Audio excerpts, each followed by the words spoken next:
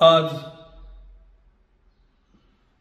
अंजली दमानिया यांनी अजितदादांवरती दादांत खोटे आणि तथ्यहीन आरोप करून महाराष्ट्रातील निवडणुकीच्या काळामध्ये राष्ट्रवादी काँग्रेस पक्षाला व सरकारला बदनाम करण्याच्या उद्देशाने हे आरोप केले। आज त्यांनी दादांवर दादागिरीची भाषा वापरली। आज ताबडतोब राजीनामा झाला पाहिजे। अहो, हे राज्य कायद्यावर चालतं, हा देश कायद्यावरती चालतो। ज्या घटनेचा आपण आरोप करून त्या ठिकाणी राजीनाम्याची मागणी करताय त्या घटनेसंदर्भामध्ये महाराष्ट्राचे मुख्यमंत्री देवेंद्र फडणवीस साहेबांनी कमिटी नेमली। विकास खरगे त्यांचे अध्यक्ष आहेत आणि त्या कमिटीच्या माध्यमातून 1 महिन्यामध्ये महाराष्ट्रातल्या जनतेसमोर तो अहवाल सादर होणार। त्यामध्ये जर काही तथ्य असेल तर सरकार निश्चितपणे ज्यांनी चुकीचं काम केलं त्यांच्यावरती कारवाई करेल।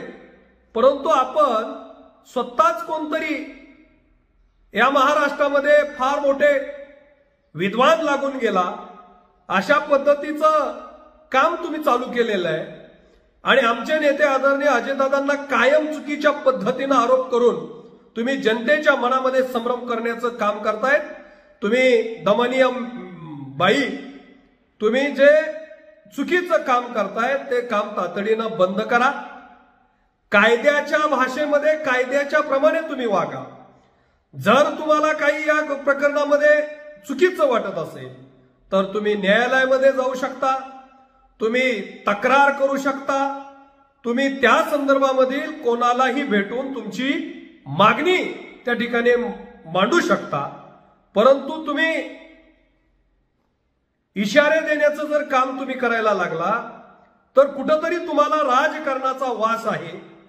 कोणतरी झारीतला शुक्राचार्य तुमच्या पाठीमागे भक्कमपणे अजितदादांना बदनाम करण्यासाठी उभा आहे आणि म्हणूनच तुम्ही अशा पद्धतीचे आरोप करतायत आणि दादांना या निवडणुकीच्या काळामध्ये राष्ट्रवादी काँग्रेस पक्षाला कशा पद्धतीनं जनतेच्या मनामध्ये संभ्रमित करण्याचं काम होईल हा प्रयत्न तुम्ही करताय।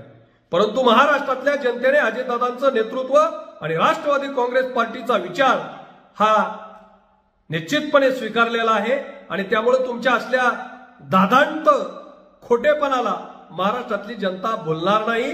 तुम्ही आता कुठंतरी सातत्यानं तुम्हाला जे राष्ट्रवादी व अजितदादांच्या संदर्भातील जे व्यक्तिदोष तुमच्या मनामध्ये उत्पन्न होत आहेत ते जरा एखाद्या चांगल्या हॉस्पिटलमध्ये जाऊन आपल्याला उपचाराची अत्यंत आवश्यकता आहे।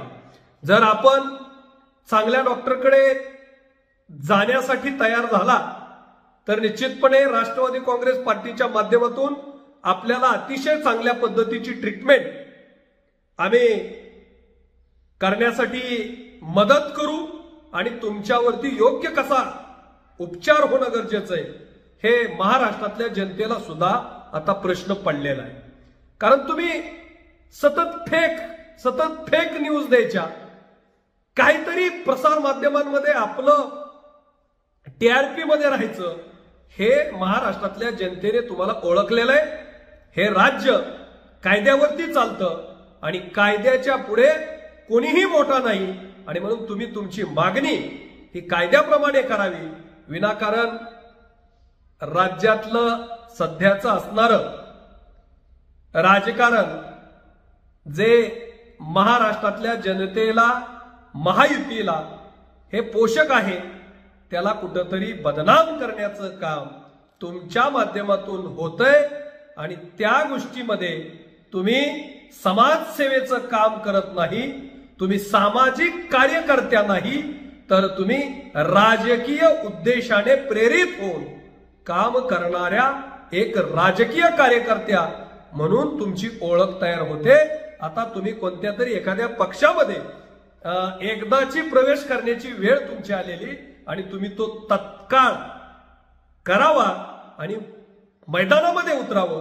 त्यावेळेस तुम्हाला कळेल की अजितदादांनी एवढं नेतृत्व उभं होण्यासाठी किती त्रास, किती संघर्ष आणि किती दिवस काम करावं लागतं, किती जनतेमध्ये समरस व्हावं लागतं, किती जनतेच्या प्रश्नांना न्याय द्यावं लागतं.